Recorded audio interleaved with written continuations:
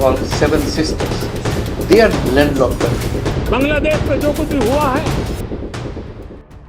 বাংলাদেশে নিযুক্ত রাশিয়ার রাষ্ট্রদূত আলেকজান্ডার জি খুচিন বাংলাদেশ ও ভারতের মধ্যে চলমান উত্তেজনা নিয়ে যে বক্তব্য দিয়েছেন তা কি ভারতের পক্ষে সাফাই কিনা সেই প্রশ্ন উঠেছে নানা মহলে।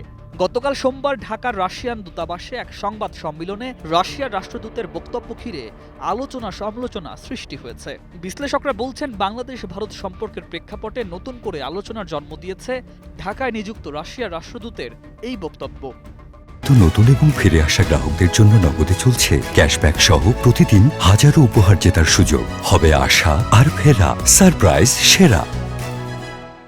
সম্প্রতি প্রকাশিত এক ভিডিও বার্তায় রুশ রাষ্ট্রদূত বাংলাদেশকে যত দ্রুত সম্ভব ভারতের সঙ্গে উত্তেজনা কমানোর আহ্বান জানান।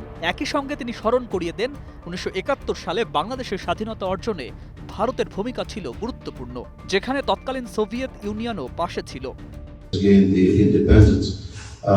Mostly because of Indian help as well. And Russia also supported in this regard. And shoulder to shoulder, India, Bangladesh and Russia, we were together. রাষ্ট্রদূত আরও উল্লেখ করেন রাশিয়া নিজেও বর্তমানে ইউক্রেন ইস্যুতে জটিল পরিস্থিতির মুখোমুখি, যা তিনি বৈশ্বিক ভূরাজনৈতিক বাস্তবতার অংশ হিসাবে তুলে ধরেন। বিশ্লেষকদের মতে এই বক্তব্যের ভেতরে একটি অন্তর্নিহিত বার্তা রয়েছে। বাংলাদেশ যেন ভারতের জন্য এমন কোনো অবস্থানে না যায় যেটি রাশিয়ার ক্ষেত্রে ইউক্রেন হয়ে উঠেছে।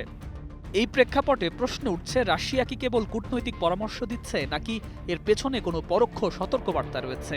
আরও বড় প্রশ্ন, বাংলাদেশকে ঘিরে আঞ্চলিক ভূরাজনীতিতে রাশিয়া কি প্রকাশ্যেই ভারতের অবস্থানকে সমর্থন করছে? পর্যবেক্ষকরা বলছেন এই বক্তব্য শুধু ঢাকা মস্কো সম্পর্ক নয়, বরং দক্ষিণ এশিয়ার কৌশলগত ভারসাম্য এবং বৈশ্বিক শক্তিগুলোর অবস্থান নিয়েও নতুন করে ভাবার ইঙ্গিত দিচ্ছে। বিশেষ করে যুক্তরাষ্ট্রসহ পশ্চিমা শক্তিগুলো এই বক্তব্য কিভাবে দেখছে তা এখন দেখার বিষয়। News desk, 21 television.